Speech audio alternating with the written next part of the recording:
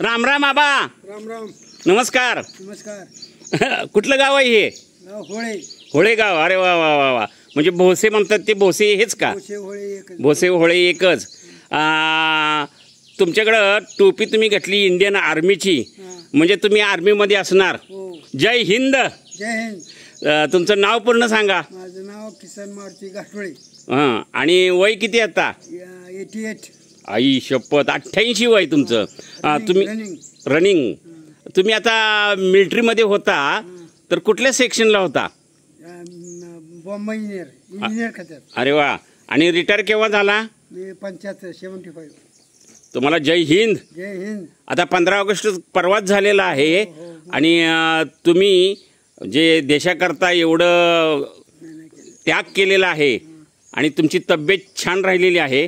88 वय आहे तुमचं. आता तुम्ही मला सांगा की तुम्ही किती युद्ध बघितलेत किंवा किती युद्धात भाग घेतला?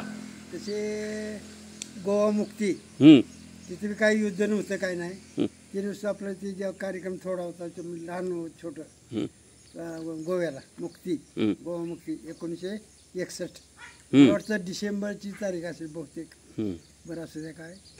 त्यानंतर 1962 त्यावेळेला लेहला होतो, लडाख. अरे वा. लेहला. म्हणजे 62ला चीनचं युद्ध झालं त्या लडाख मध्ये. म्हणजे तुम्ही चीनचं सुद्धा युद्ध केलेलं आहे. 6 महिने आंघोळ केली नाही. म्हणजे पंडित नेहरू त्यावेळेला पंतप्रधान होते. बरोबर. मग काय त्या युद्धाचं काय झालं? इंदिरा गांधी होते, चालती पंडित नेहरू सर. आपले यशवंतराव चव्हाण. अरे वा. ते हे होते संरक्षण मंत्री यशवंतराव चव्हाण. त्यानंतरचं युद्ध 1965. ते कुठलं? भारत पाकिस्तान. अरे वा. ते जिंकलं. हो, जिंकलं. काय चीनचं युद्ध का हरलो आपण? काय हरलो? त्यावेळेला आपली ही नव्हती, तयारी नव्हती, किंवा त्या बर्फामुळे जास्त लोक घायल झाले. बर्फानं काय झालं, बर्फ लागला का त्याला कट करायला लागतं. खाली असं डाग पडते सुरुवातीला. लवकरच हॉस्पिटल नेलं तर ठीक आहे, नाही तर लय दिवस राहिले का मग ते खाते येते वर. हा, त्या थंडीमुळं आणि बर्फाच्या ह्याच्यामुळे गोठतं.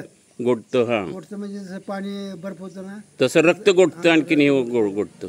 डिझेल सुद्धा दगड बनते, डिझेलची. आयुष्य कशाची दगड?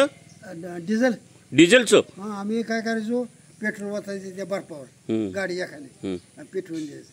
आयुष्य पोत. ते डिझेल काय व्हायचं, त्या उष्णतेनं पातळीवर 3 तास लागायचं गाडी चालू व्हायला. म्हणजे तुम्ही गोवा मुक्ती केली, चीनचं युद्ध केलं, त्यानंतर भारत पाकिस्तान 65चं. हा, त्यावेळेला लाल बहादूर शास्त्री होते का? मग ते जिंकलं. आणि त्यानंतरचं 72चं युद्ध भारत पाकिस्तान. त्यावेळेला मी पुण्याला होतो. कुठं? आपल्या पुण्यात होतो मी त्यावेळेला. म्हणजे आपल्या स्टाफमध्ये मुलं शिकवायला, ट्रेनिंग द्यायला. तर मला पाठवलं कुठं? मुंबईला, कोलाब्याला. म्हणजे तिकडली लोक, युनोची लोक येणार होती. ते म्हणजे युद्ध बंद, काय म्हणते त्याला, 6 पायर. हां, 6 पायर. ते करण्याकरता मग आम्ही कोलाब्यावर गेलो. कोलाब्यावरून आम्हाला पाठवलं कुठं? वाघा बॉर्डर. आयुष्यपत. हां. मग ते पांढरे कपडे अंगावर, पांढरी गाडी, पांढरी गाडी पण पांढरी झेंडा. मग त्याच्यावर फायर करत नाही, कोणच करत नाही. जेव्हा रेड क्रॉस हॉस्पिटल असतं ना, त्याच्यावर पण हे करत नाही, फायरिंग करत नाही. म्हणजे ते युद्ध जिंकलं. आणि त्यानंतर तुम्ही 72च्या बी युद्धामध्ये होता का? 72 म्हणजे पुण्यालाच होतो, पण आम्हाला तिकडे पाठवलं त्याला. म्हणजे ते युनोची लोक आली तिकडं. हा, तिकडं. आणि नंतर रिटायर केव्हा झाला? रिटायर 75 साली. 75 साली झाली. आणि 75 सालानंतर तुम्ही गावी आला. हो, त्यांनी काय केलं, परत आम्हाला टेडकोमध्ये कामाला या म्हणून राहिले. मग रेकॉर्ड ऑफिसला त्यांचं लेटर आलं, आम्हाला अशाच्या ट्रेडची लोक पाहिजे.